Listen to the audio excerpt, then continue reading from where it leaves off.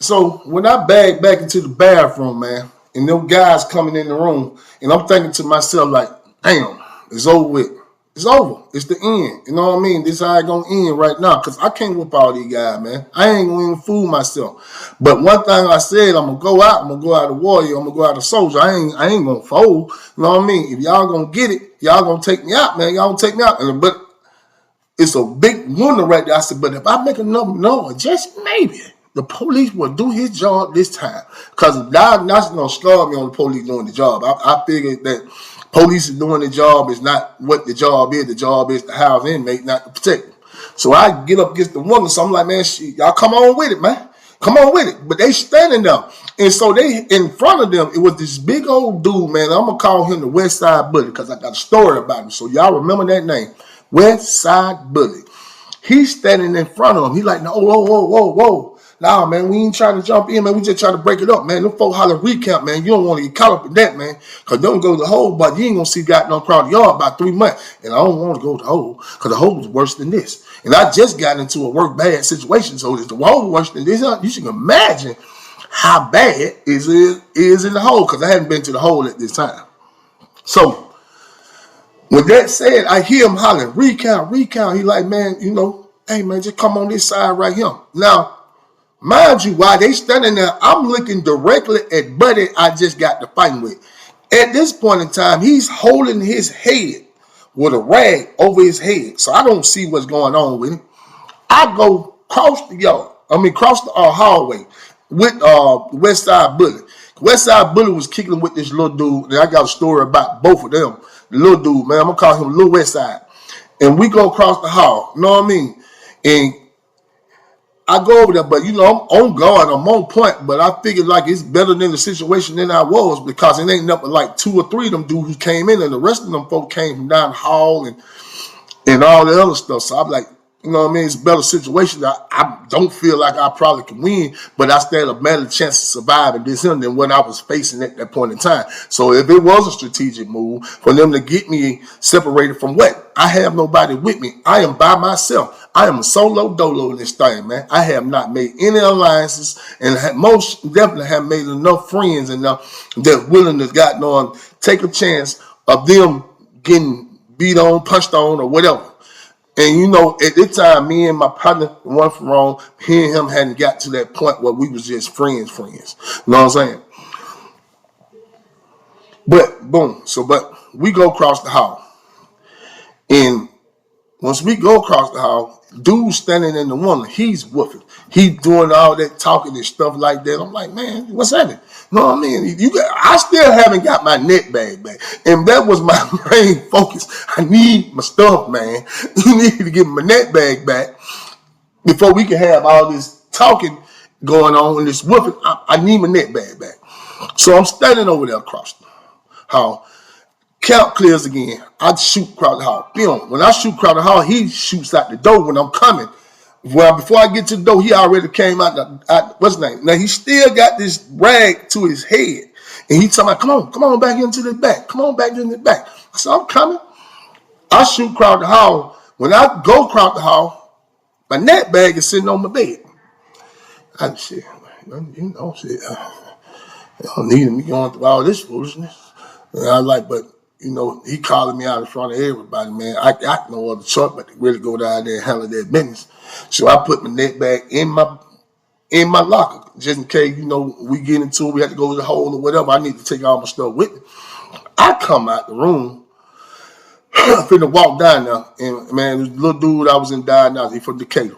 You know what I mean? And like I said, I don't use names and whatnot. But he stopped me, he like, hey, bro. He said, look, pay attention, man. You know what I mean? Don't go down there like that. And I look at him, cause he was straight in there. You know what I mean? He in there rolling with the dead deep. You know what I mean? And these folks, his cousins and stuff, it wasn't like no Decatur situation where you had to really prove yourself. He went in there instantly with dude he was rocking with on the street, and these people was like his second and third cousin, the first cousin and stuff. I'm like, man, your whole family is a bunch of criminals, man. Y'all don't need to be happy and proud of this, man. What is y'all doing with y'all life, man? But anyway, when he tell me that, I peeped the play.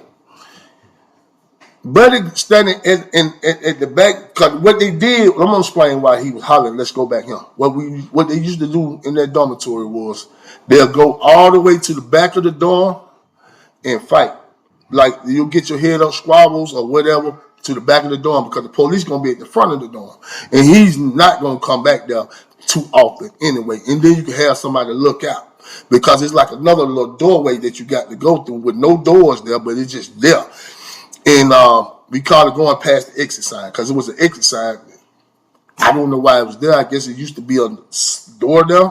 That's what I'm assuming that led it out. But yeah, it's an exit sign up there, but it's just a walkthrough. And they go back there to that back room, to that back bathroom. You go back there and get it in. Well, and he told me, chill out, hold up. Now, mind you, there's a back room on this side.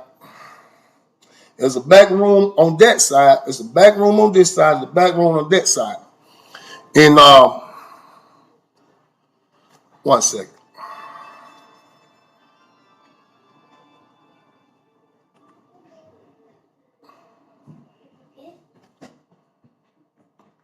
There's a back room on this side. There's a back room on that side. So, with that said,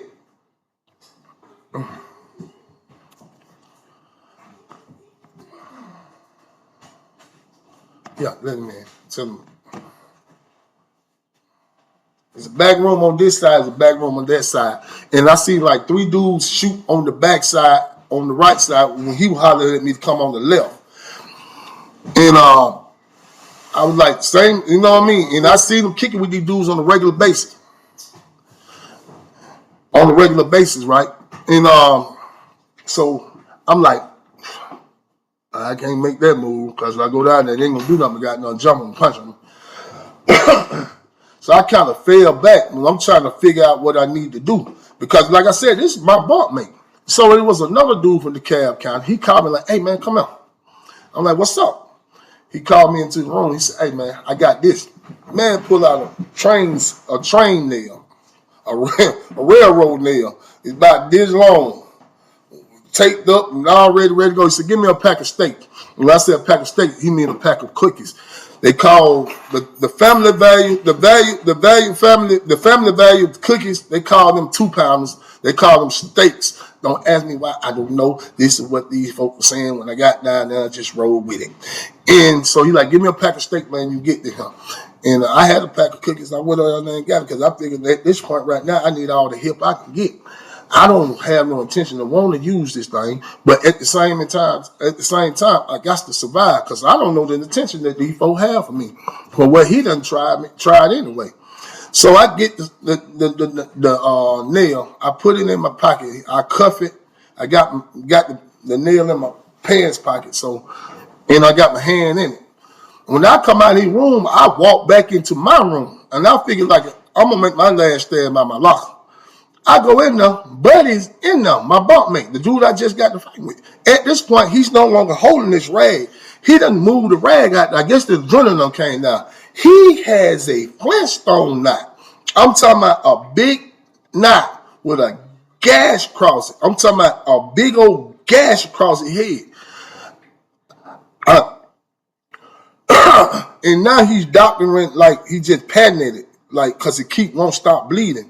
He patented it. So I'm like, man, what's up? But when I said that, I am noticing that. First off, when I came out of the room, I'm gonna tell you that the police was walking down. I don't know what he was doing. I guess he was just doing a regular rounds or whatever. He was walking down, and those 3 other dudes were standing on the outside when I walked into the room. They standing there looking. He's patting at that. He won't say anything. But I'm like, man, what's up? You know what I mean? We're going to go ahead and do it. We're going to go ahead and do it. But every time I make a step toward him, he'll make a step away from me. Like he was waiting on something. And I know like they were going to run child a minute. But they got to wait till outside detail come in. So, boom, outside detail comes in. But right now, we are not having no talking or nothing. And the reason why I'm telling you about outside detail come in. So, outside detail come in, and I had to, he from Atlanta. He from Zone 3. You know what I mean? 4th Street in Tommyville. But anyway, even though I don't use the call name, but yeah, he's an OG vet. He had been down since like 86. 85, 86, 87, somewhere like that. And but they said he don't put in some work. What kind of work I don't know, because I'm like he on outside detail, but this is like 7, 8 years ago. I don't know what kind of work he done did. I'm not gonna say what kind of work he did, but they don't say they didn't put in some work. So you put 2 and 2 together with the only type of work you put in and the job. But he comes down, and me and him had a rapport. And honestly, this is how our rapport was. I used to like to bet on football games at this point in time. So I would bet on the game, and he could never catch me betting on the football game. He's like, man, homeboy, you kind of slick. Also, he used to like sell like peanut butter sandwiches. Like he used to bring them in from the outside detail. And I used to absolutely love the chain gang peanut butter sandwich. I don't know what it was about that back then that would just intrigue my goddamn tummy to the point where I just had to have one. And he would come in and I would buy a couple of them. He'd sell them to me a sandwich for a soup and stuff like that. So he comes in and says, how about got them butters? Like that. And I'm like, I'm cool. He like, you cool? He said, yeah. He said, bro, I'm like 2 on back. You straight? I said, yeah, I'm straight. So he walks down. He not even paying attention to what's going on. He walks down the hallway. It was like 2-3 minutes went by. When he came back up, he opened up the door. He opened up the door like police. Boom. He said, hey, man, did you get to find him? I said, yeah, my mom, man. He like that and said, hey, man, I'm going to tell y'all hoes something right now. And I'm just saying what he said. Because this is how these folk talk. I'm going to tell y'all hoes right now, y'all ain't finna jump on. Y'all ain't finna jump on my home. But that was a one-on-one fight. They done told me about it. He said, man, you don't got your ass beat. I done told you run around here acting like you a bully. He said, I'm telling y'all little hoes standing out here, get somewhere, because you touch it, I'm going to crank up. Y'all want to crank up. And I don't know what he did back in the day, or what reputation that he had at that point in time. But, man, them dudes quickly got on somewhere. And, man, with that said, okay, with that said, you know, I appreciate him doing that. And there was a couple more cats from Decatur came down that ended up speaking up for me, saying some things. But you know I'm not going to go on in that. So you know what I mean, to cut this video short. But here's the thing, man. Me and Buddy, my bunkmate, actually got real cool. And he rolled with me on the situation after that.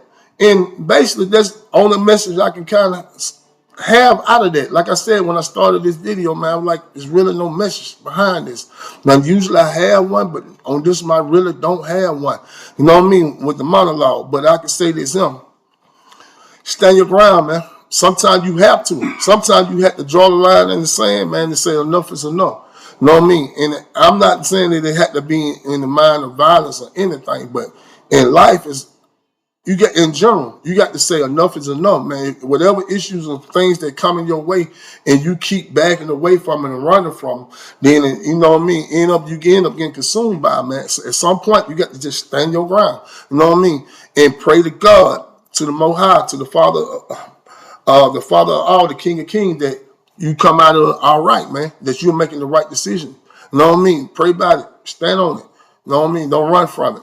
Because I promise a lot of times them things get a lot bigger, man. But, man, I appreciate, like I said, everybody who supporting the channel, everybody who subscribe, everybody who like, everybody who comment. Also, on the beginning monologue that I did, when I forgot to say one spot, man, that D-Town. Stand up, man. What up, though? Stand up, Detroit. What up, though? Hey, I appreciate that love, man. Hey, man, chime in, man. Comment, man. And comment, you know me, like I said, we're going to have more content coming. More content coming, you know what I mean? Matter of fact, my body actually walked through the door. So that what kind of throw me out. That what made me have a pause. You know what I mean? And we got some more stuff that we finna sit around and talk about too. I'm going to try to get him to tell about how I got this 6-inch scar on the back of my head. Come on. Come on. Come on. No, I want these folk to see you, man. No, this looking like Cool Modi. Come on. Come on.